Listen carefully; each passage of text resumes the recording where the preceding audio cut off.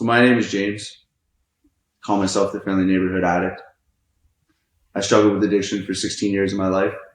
Addiction took everything away from me. I was homeless. I had no one else in my life, and I chose substances that weren't even a living organism over unconditional love over and over and over again. And I thought I was going to be trapped forever.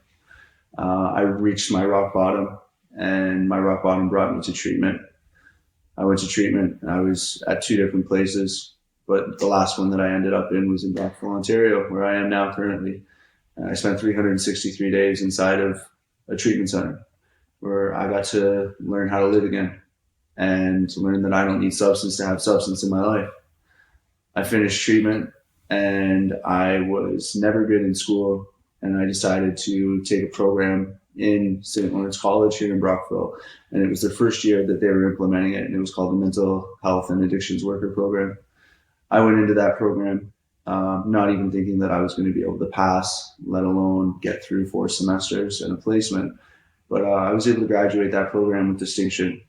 And after that, I've been currently working as an addictions counselor at a private treatment center for almost 4 years. I've never looked back. My life has changed. I was told that I wasn't going to be able to go anywhere. I wasn't going to be able to make it. I was the last one who was going to be able to learn what recovery is and change my life. And I was able to do that. So now each day I teach people how to love themselves when they're unable to love themselves. I try to love them until they're able to love themselves. And I'm a flashlight for those in the dark, because people took that time when they didn't have to help me. So I'm going to do that for every single person who wants to make those changes. And the Lost and Found Society of Canada, which is here, and why it's grown and what it is so people can learn about purpose and fulfillment, and to understand that, you know what, I can enjoy myself and I don't need to have a substance to put a smile on my face. Connection, love, vulnerability, transparency, all these different things. You know, I know that my addiction and what it is out there hates anything that's positive for my life.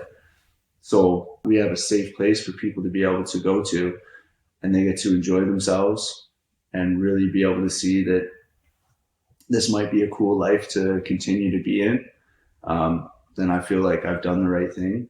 And when I was in treatment, all I thought about was being able to have a safe place to go where I didn't have to go into a place, you know, that served alcohol to be able to play a game of pool.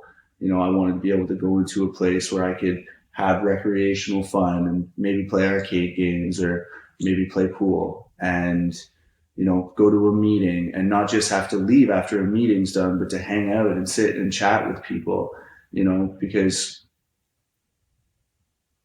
my whole life had to be changed in order for me to be where I am today.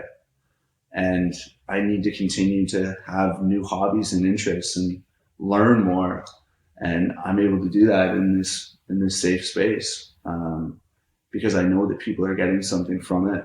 And when it comes to those really difficult days, like a weekend, for example, you know, to know that you can come to this place and you can be around other people who are doing what you're doing, it's not going to feel as difficult to get through that weekend, right? So this place is here to help people get the life back that they deserve. You know, addiction's giving up one thing so that you can have everything in your life. And I'm really happy that I continue to do it. I know a lot of people are as well.